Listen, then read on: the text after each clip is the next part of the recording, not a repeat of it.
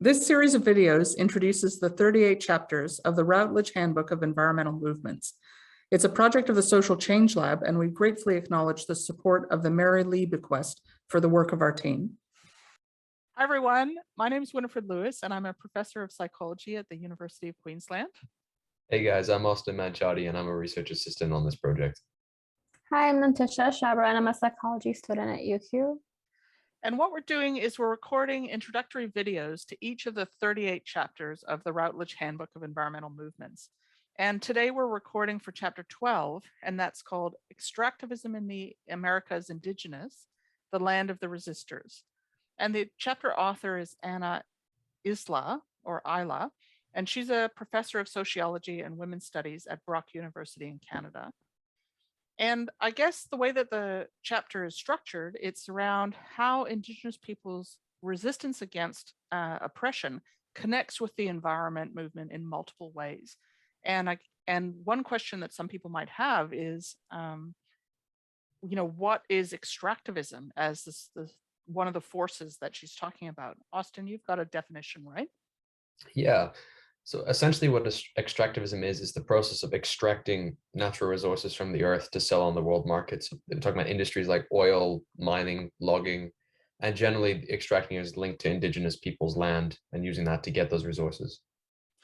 Yeah, that's right. And I guess there's some principles that linked in with the resistance as well, right? Like what are the things that Indigenous peoples have had to resist in extractivist oil and mining?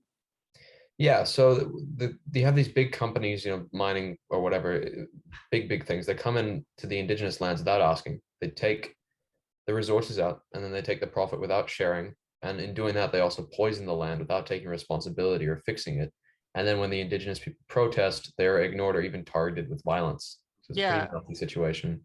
And I think that part of the chapter was probably the most shocking for all of us.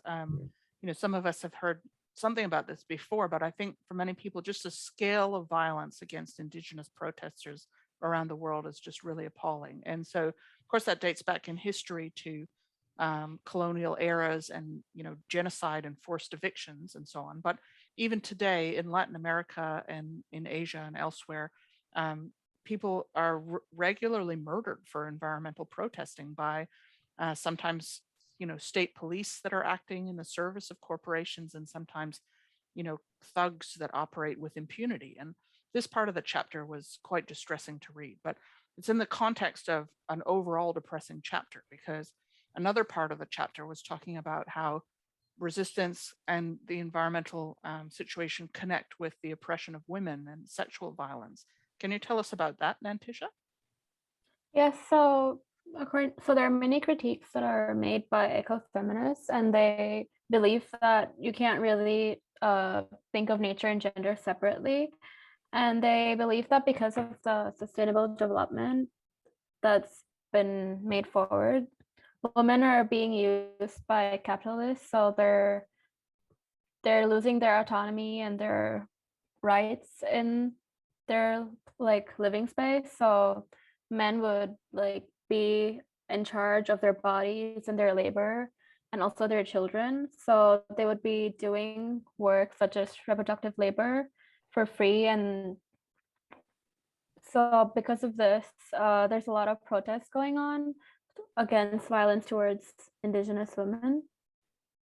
Yeah, I guess just to elaborate on that last point. So I think one part of it is that the things that women do are often devalued by many modern societies, including, capitalist extractivism.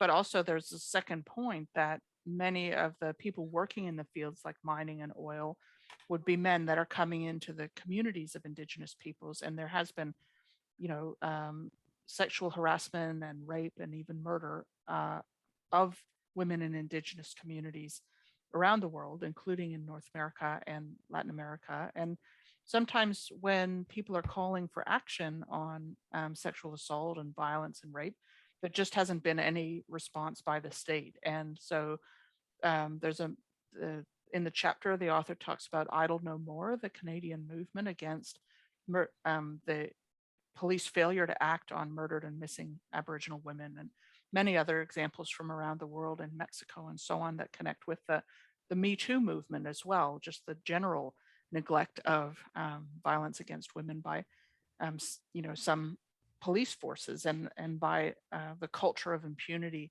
for rape and murder in some contexts.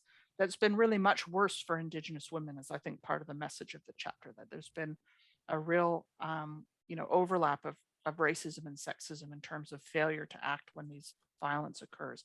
And that was another shocking aspect of the chapter for all of us, is just seeing the scale of the problem.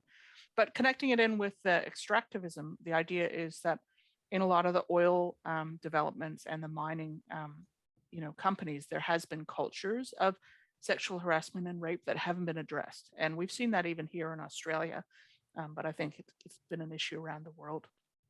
And then the last theme that the author talks about kind of connects in as well, really, with what Nantisha was saying, but the idea that the ideology, neoliberalism, which says that the environment is mostly to be valued for what it gives to humans, so valued as resources or valued for ecosystem services, like when having a beautiful environment allows tourism, that itself is resisted by Indigenous peoples, and that they would often point out that we're actually part of nature and we're connected to nature, and nature has value in and of itself, just like humans have value in and of ourselves. And so they shouldn't just be seen in economic terms. And there's an Indigenous resistance to that whole ideology and bringing those points into challenge.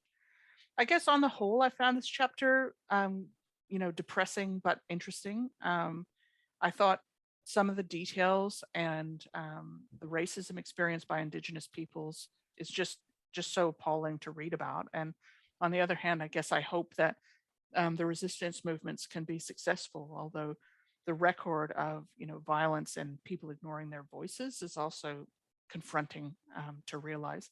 What about you guys? What was your take home from the chapter, Austin?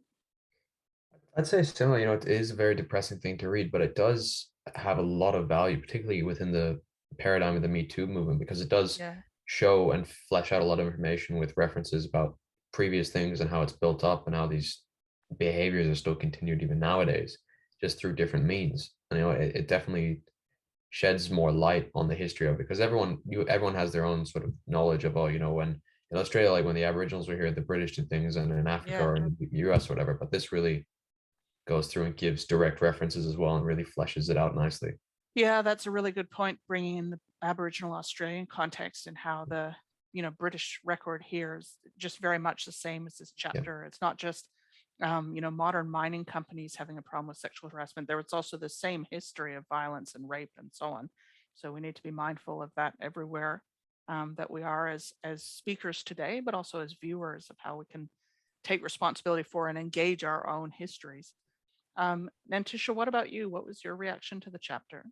For me, it was more about how there's still a lot that has to be done, because even though there have been several movements, a lot of them have been like stopped and like oppressed. So there's still a lot to be done. Yeah.